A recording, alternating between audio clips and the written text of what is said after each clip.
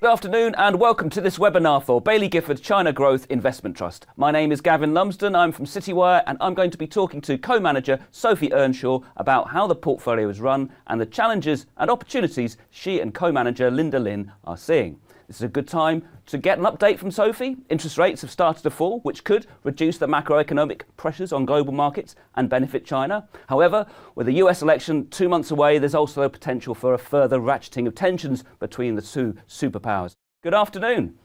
Good afternoon, hi. Lovely to see you. So I'll start with my first question, if I may. Early this year, Baillie Gifford established a dedicated China equities investment team. So what are the resources available to the trust now? Yeah, so the context here is that at BG we've been investing in China for 30 years now. So 2024 is actually our 30-year anniversary.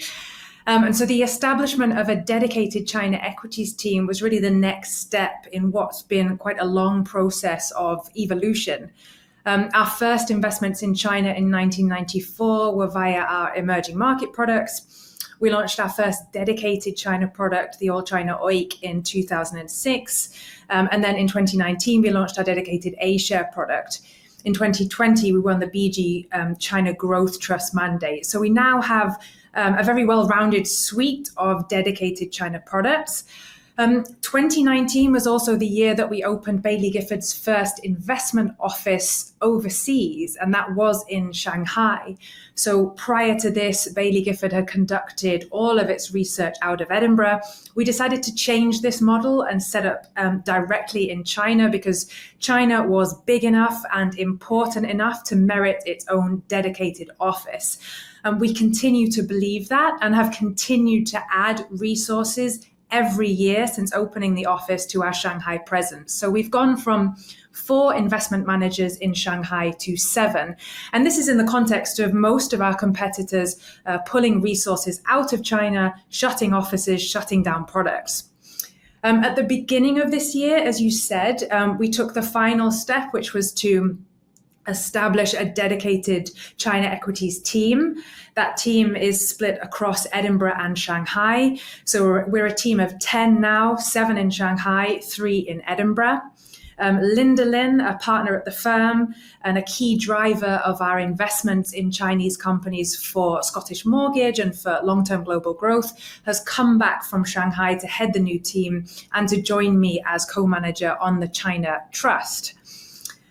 Out with the dedicated China team at Baillie Gifford, we have around 50 or so analysts that cover China for their respective regional or global teams. And out with BG, we've spent the last 30 years or so building up our network of third-party and academic resources to supplement the work we do internally. And we continue to add resource here as well. So we've recently added a couple of domestic policy-oriented third parties, an additional due diligence provider, and we're also experimenting with how AI can supplement our research process.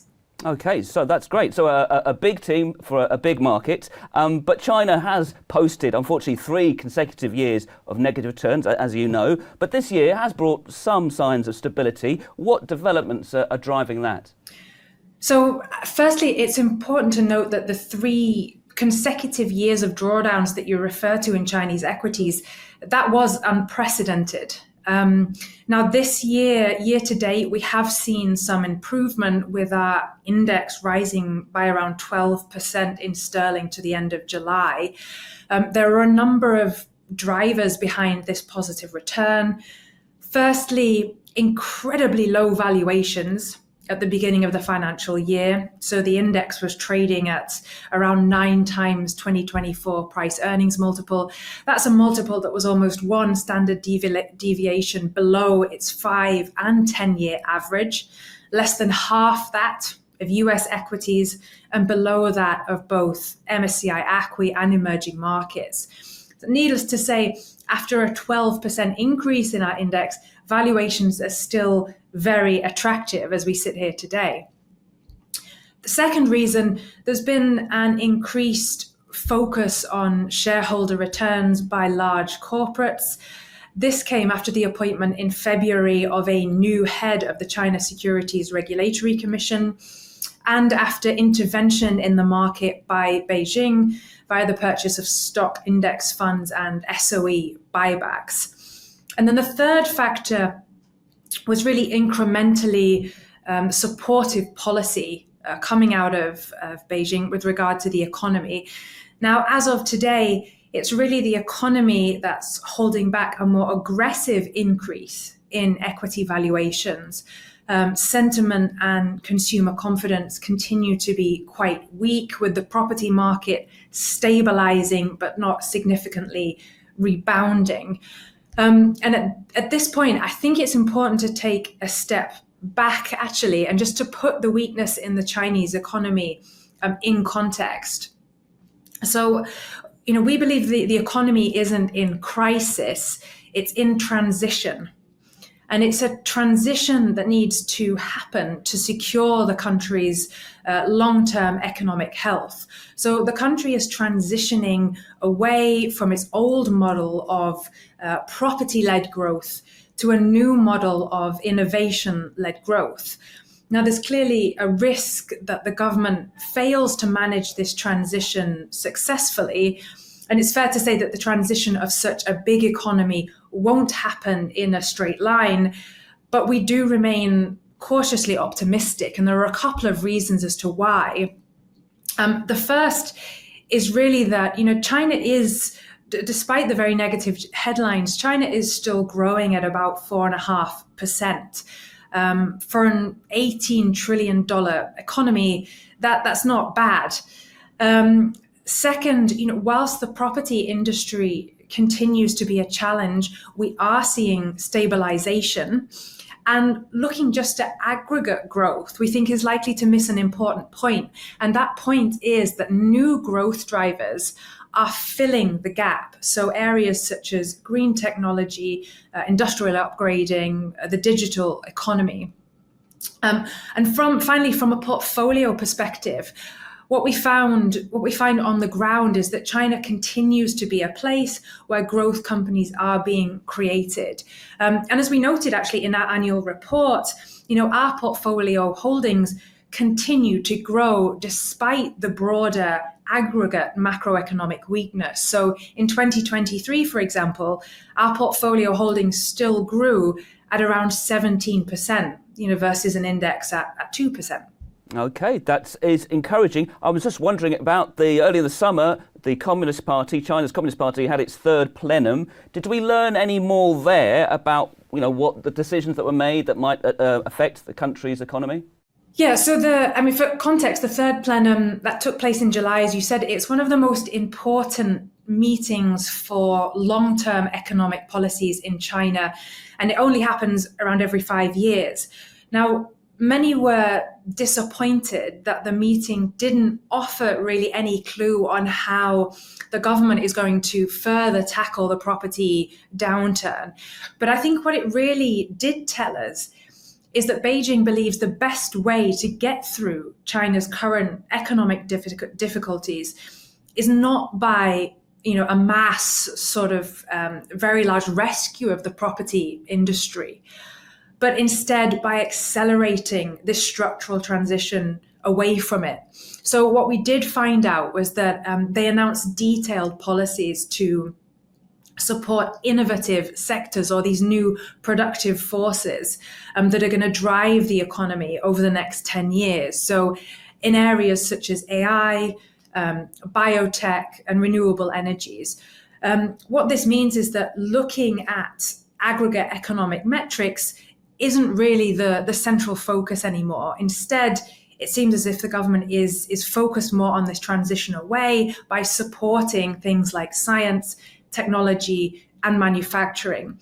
And when it comes to our portfolio, we believe that our portfolio is very well positioned to benefit from this structural shift, and also actually incredibly attractively valued. So a couple of examples here. In green technology, for example, we own a company called BYD. It's a leading EV manufacturer. BYD now sells more cars than Tesla. Its hybrid model can drive around 2,000 kilometers on a full battery and full tank, meaning its fuel efficiency is now world leading. And BYD is only trading on around a 14 times forward price earnings multiple versus Tesla at 60 times. Now, another example, China's not only a leader now in battery technology, but it's also a leader in solar. So one of our portfolio companies, Sungrow, it's a maker of solar inverters. This is a company that's selling globally, taking share, growing at 20% per annum, but again, only trading on a mid-teens earnings multiple. But we're also seeing growth within the portfolio in the more traditional or sort of consumption-related areas that we've historically been invested in. So, for example, Meituan Dianping, a leading online food delivery and services provider. So that they're delivering 90 million meals a day now at their peak versus, for example, DoorDash in the US are only 6 million a day. Meituan grew its earnings at 60% in the first half of this year. And again, it's now only trading on a 17 times earnings multiple. Or indeed, Proya. So Proya is another good example. It's a budget skincare company. So again, sort of consumption oriented.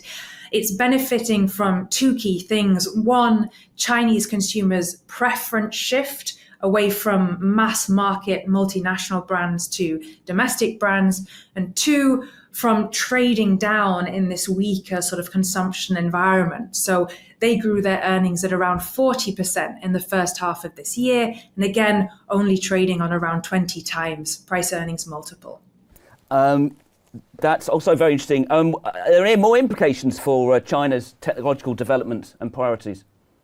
I think there are. And I think here, I mean, if we're talking about sort of technological development and priorities for China, I think we need to bring in geopolitics here. One question that we're often asked is around, US restrictions and whether or not these restrictions on technology access, whether this is restricting the opportunity set in China. And here, I'd really say, we think that geopolitics is likely to continue to create noise for Chinese companies. However, I wouldn't say it's restricting the growth opportunity set. I'd say it's changing it in two key areas. So first, there's a lot of talk about deglobalization. Instead, what we're finding on the ground is that Chinese companies, in some instances, are doubling down on going global, particularly going global in emerging markets and the global south. And the second key area is really on US export controls on, for example, semiconductors. Now that will continue to remain a challenge, but is this challenge actually accelerating China's pursuit of technological self-sufficiency? And technological self-sufficiency really featured very highly in the readout of the third plenum. So, on point one, on deglobalization, if you look at the data, the share of intra-EM trade with China is actually at an all-time high. So whilst the US and China are decoupling, we're not actually seeing evidence of deglobalization. Whilst trade barriers to richer Western markets aren't ideal for Chinese companies, it's worth noting now that EM already accounts for more than half of global GDP. And it's also worth noting that China has become, for example, the world's largest car exporter, BYD, a key element there, but that 75% of these exports are going to emerging markets. So listed Chinese companies now are selling more to emerging markets than to developed ones. And these emerging markets, we think, represent big growth opportunities for the next 2 decades and beyond. I'd also say that it's true that Western markets aren't completely closed off to all Chinese companies. So for example, e-commerce platform Temu, that is continuing to grow rapidly in the US and Europe. Another example in the portfolio, Anker, that's a consumer electronics company. It's Amazon's #1 3C brand. Or we have a company called PopMart, a toy designer. They plan to open 200 stores in the US. On point two, and on sort of technology and US export controls, We think it's clear that US export controls on semiconductors are accelerating China's desire to pursue technological self-sufficiency. And as I said, that was a key priority at the sort of the third plenum. So we already own companies such as SG Micro and Silogy in the analog semiconductor space. Now they're operating in segments where foreigners still dominate, but these foreigners are rapidly losing share to these domestic competitors. And the growth opportunity for these companies is, in the long run, it's a multiple. It's sort of 4 or 5 times. And then out with analog semiconductors, it's no secret that China has, for example, tried to build a domestic advanced semiconductor hub, really for the last 20 years with little real success. It's possible, perhaps, that export controls ironically accelerate domestic innovation and lead to growth opportunities that perhaps didn't exist previously. Right. Well, and what about the US election I referred to in my introduction? What difference could all that make?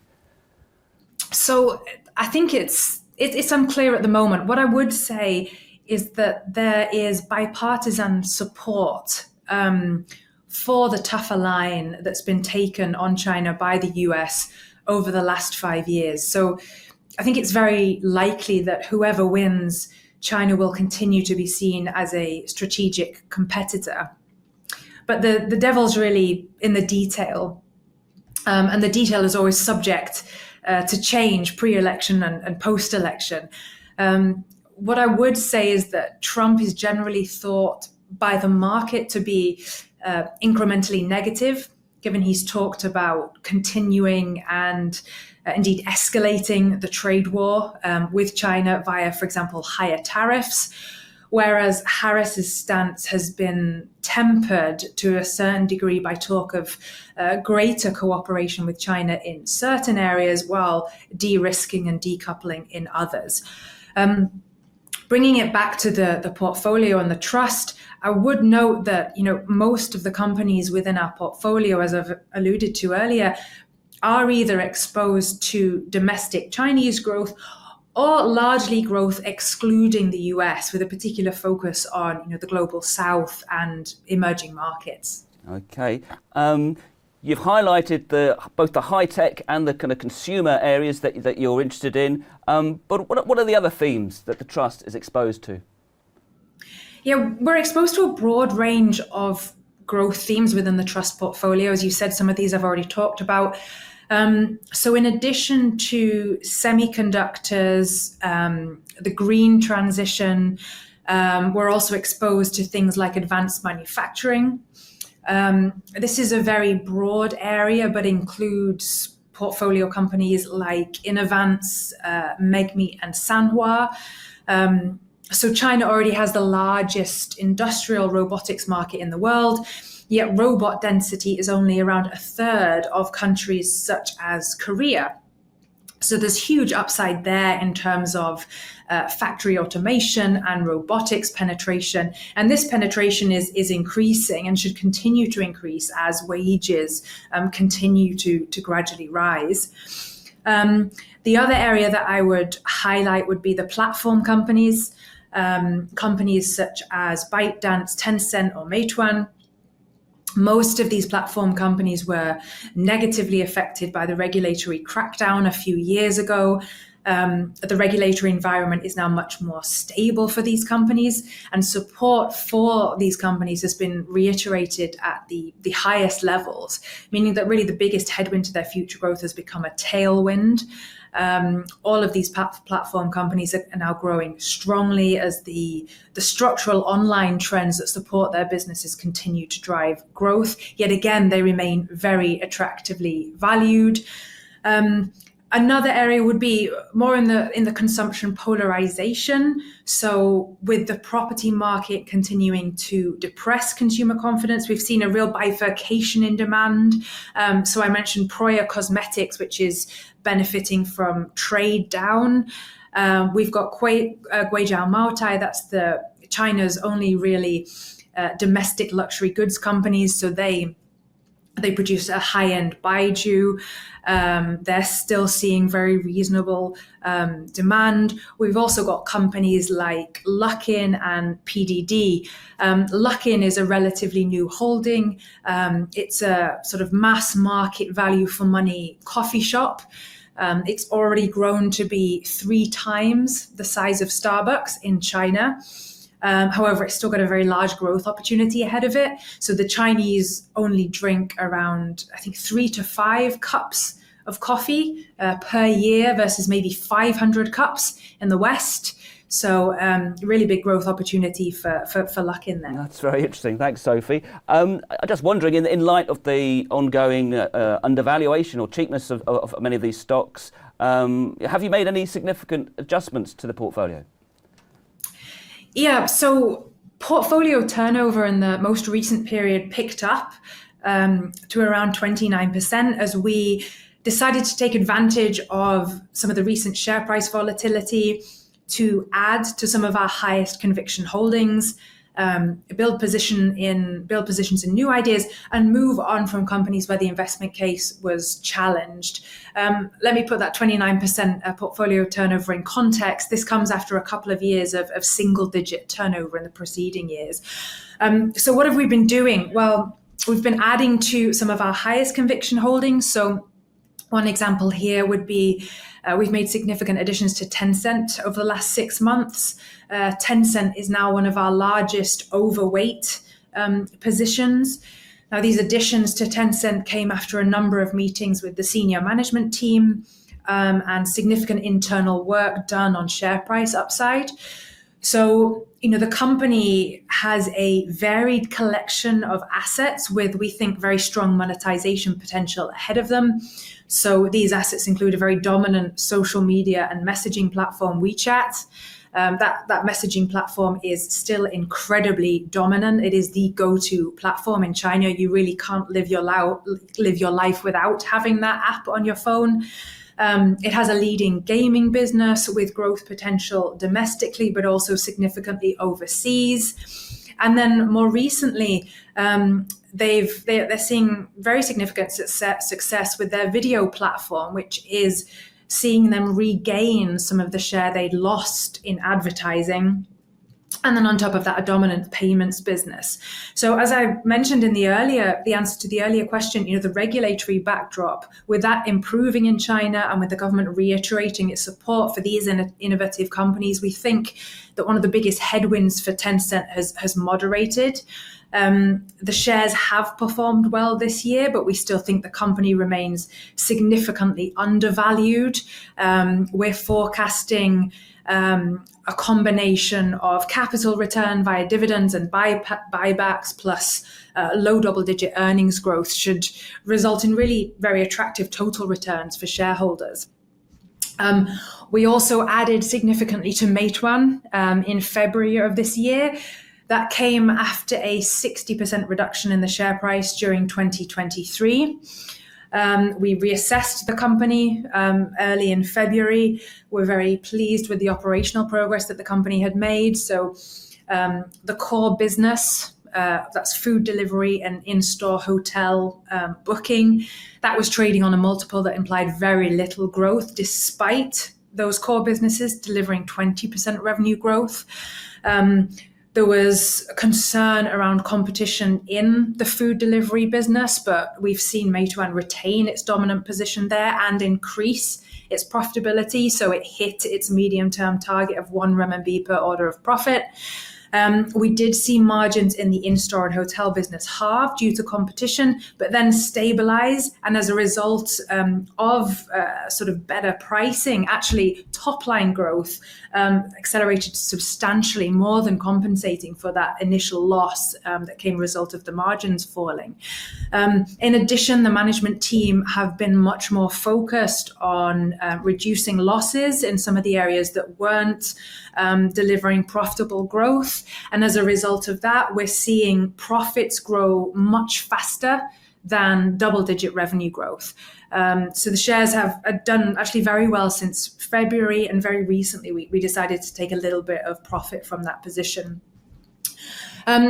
Other changes that we've made, we bought some new purchases. So I talked about Luckin. We also bought a company called Shanxi Fenzhou. This is a regional Baijiu brand. In terms of funding at the margin, we've been reducing our exposure to e-commerce, given slowing industry level growth there and intense competition. So we moved on completely from JD.com and we reduced Alibaba. We also then sold a couple of our holdings in the pharma contract research and development space. So we sold out of companies Wuxi AppTech and Asim Chem Laboratories, where geopolitical issues were really starting to impact on their ability to win future contracts globally.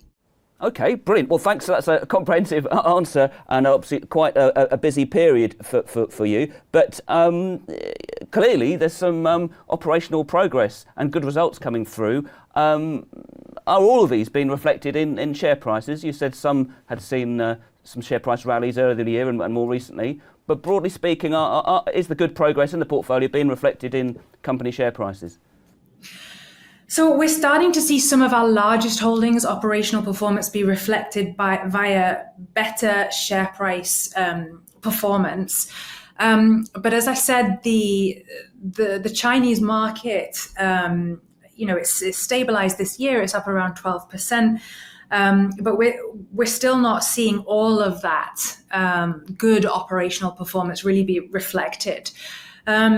My contention is that for the Chinese market, actually underlying performance or earnings aren't the problem, but valuation swings can be.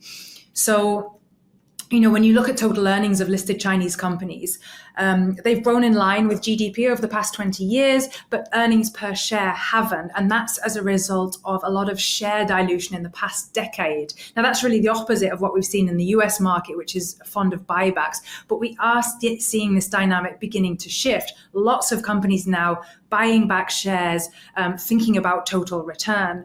The second point is that the Chinese market is retail dominant, and sentiment can also cause extreme valuation swings. So if you look at, for example, the domestic A-share PE ratio, it's swung from 15 times to 70 times several times since 2008. But where are we now? Well, our market is currently trading at its lowest multiple almost in 20 years at a near 60% discount to the US market, despite much higher expected earnings growth. So identifying a catalyst for this great operational performance to be reflected fully in better share price performance is hard.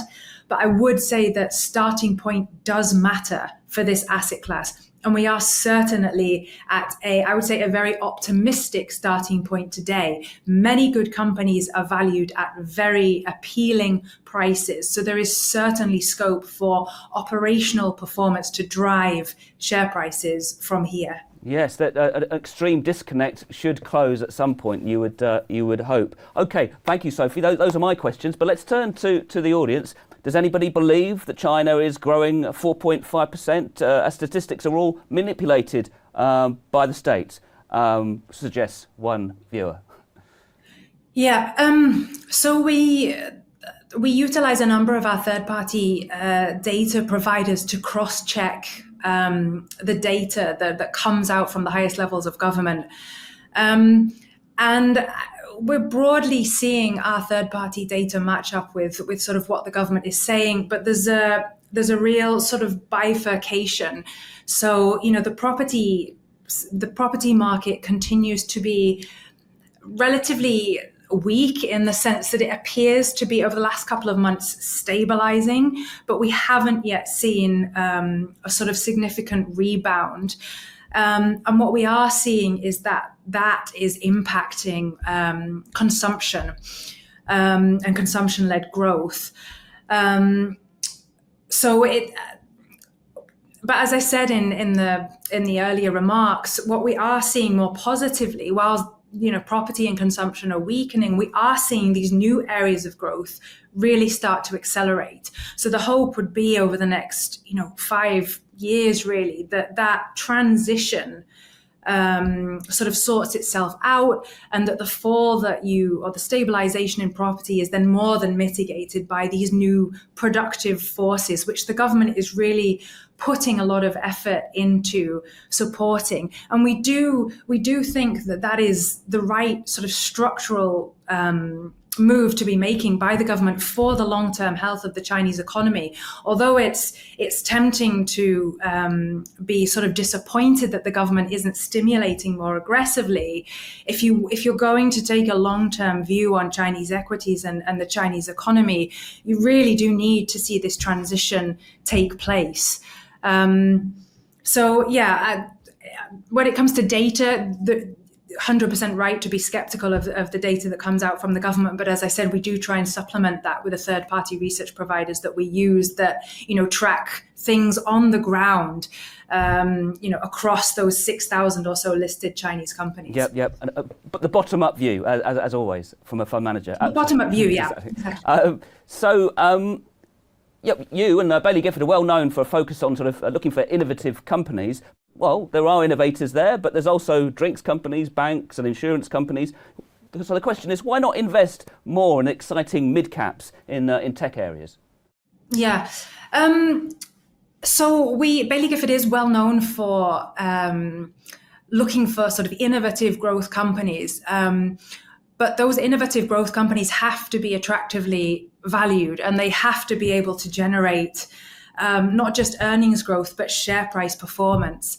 And sometimes that is the issue in China, where you will find a very, very innovative company, a company that is very well supported by the state, for example, and it is in a sort of strategically important area and innovating.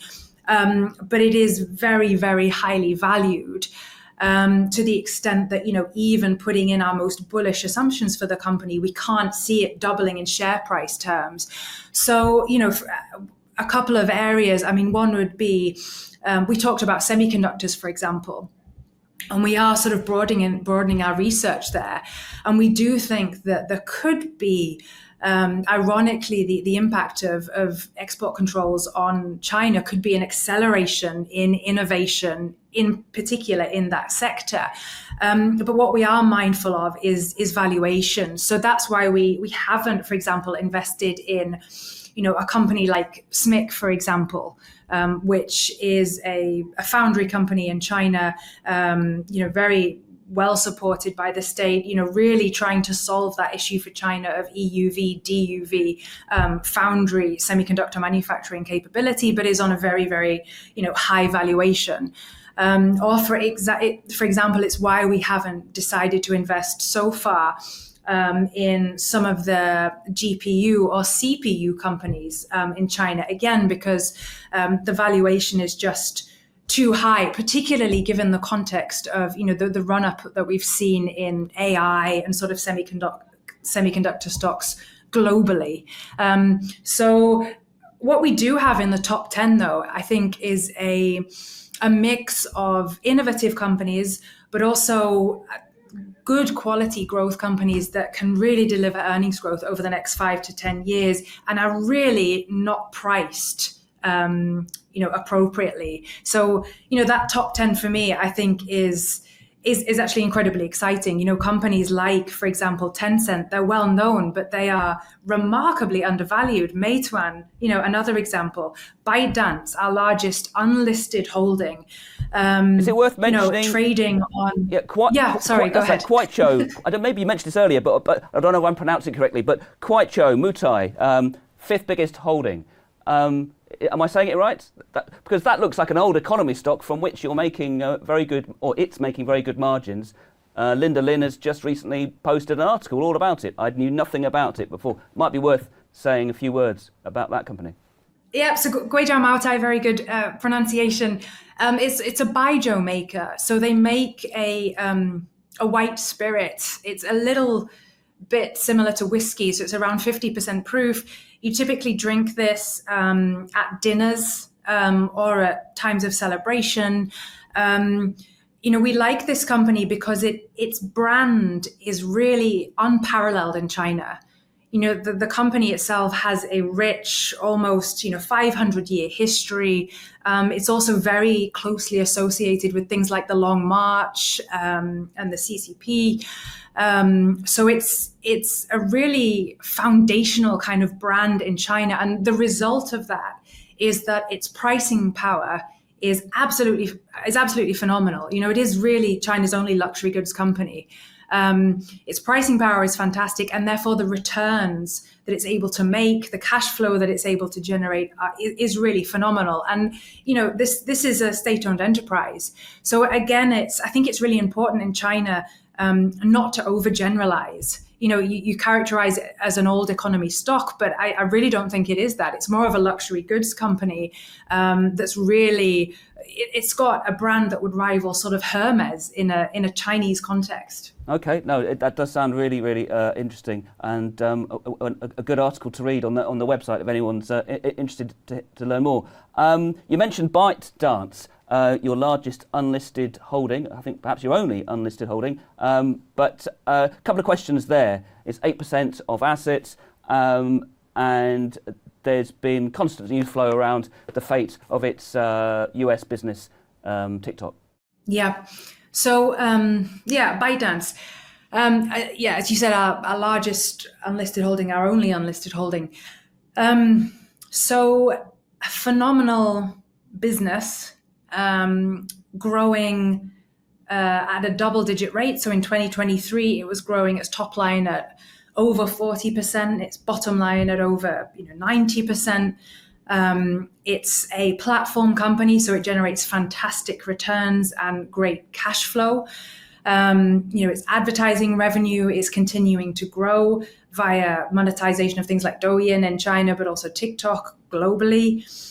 E-commerce monetization is taking off. It looks to be taking share. It's one of the reasons why the competitive landscape in e-commerce continues to be very sort of fraught. Longer term, and one of the things that isn't widely recognized about ByteDance and some of these other platform companies is their capability in AI. So ByteDance is largely recognized as being one of the best AI companies in China with some of the best talent.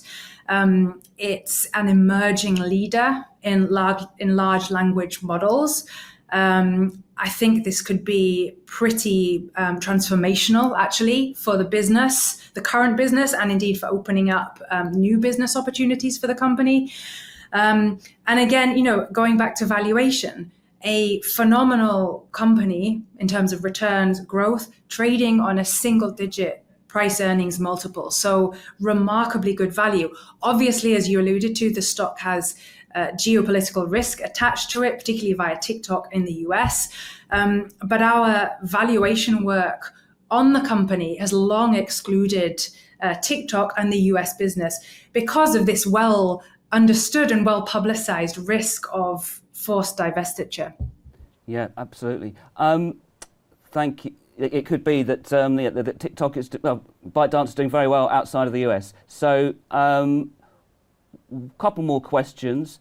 Yes, returning to geopolitics. Actually, there haven't been that many questions about geopolitics so far, but got a question here wondering, won't Beijing's continued saber-rattling versus Taiwan keep Western governments wary of China's ambitions? And won't that keep investors away from the country stock market, and despite the valuations you're talking about?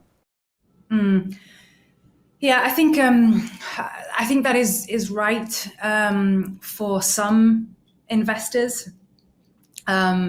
So particularly those based in the US, particularly those investors that are more sort of public facing.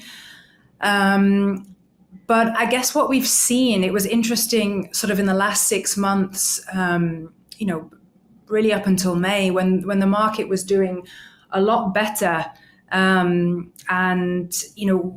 We saw investors begin to come back, even in that short period. It then since dissipated as the economy and economic data continued to be relatively weak.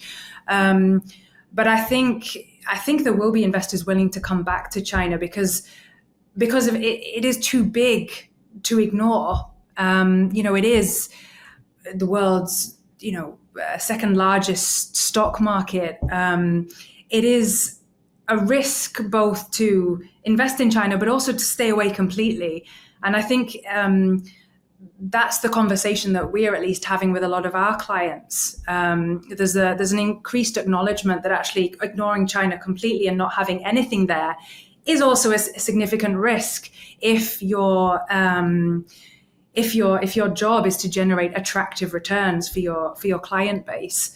There are also other pots of money, outside of the US. So, whether that's other global emerging markets that are, rapidly becoming very large economies and having a lot of money to invest themselves, or potentially the Middle East. So I think there will be a change in the investor, and there has already been a big change in the investor base in Chinese equities. We have already seen a lot of that US money leave the market. And I think it's right to assume that it won't come back, but I think there will be other sources of capital that will come in once China sort of gets back on its feet in terms of its economy, and as valuations continue to be so attractive and operational sort of fundamental growth continues to come through. Right. Okay. Lovely.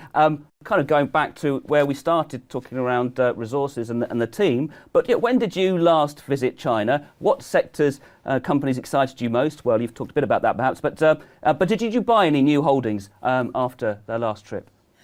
Oh, the last trip was, I think, in April this year. The trips that we do in China tend to be, they're either very broad, so where we're trying to meet, a wide range of sort of our existing holdings, new ideas. In addition to listed companies, we'll be meeting unlisted companies. We'll be trying to meet customers, suppliers, regulators, in some cases government officials. We'll really be trying to get a sort of well-rounded view of what's going on in the country, sort of on the ground, and really leveraging the local networks that our team in Shanghai have been able to build up. Or the trips will be quite specific and focus on, a specific area. My last trip to China was much more general. It was more of a touching base with a lot of the companies that we already own. And, really trying to understand some of these trends that are going on the ground, whether it's in consumption, that bifurcation trend that I was talking about, or whether it's in, for example, in semiconductors or in high-end tech. The companies that we ended up buying, Luckin, that came about after Linda's trip to China in January. So earlier in the year, she went on a trip with one of our emerging market investors, and they spent quite a lot of time with Luckin. So that new holding came out of that trip. And then Shanxi Fenzhou, the research for that was done by our Shanghai team. So that was really the catalyst for that company being a new holding. I'll be going out to China again probably in November. And I think Linda will also be there in the next couple of months. Linda's just back actually from spending 3 months in China over the summer. Okay, right. Well, it's good to know that you're both regular visitors to the country, and of course you've got boots on the ground with a team that's already there. Sophie, thanks very much for your time and your insights and giving us a good answers to the questions. There's clearly an awful lot going on in China. So do look out for more programmes to come. But in the meantime, from Baillie Gifford and Citywire and all of us here in the studio, thank you very much.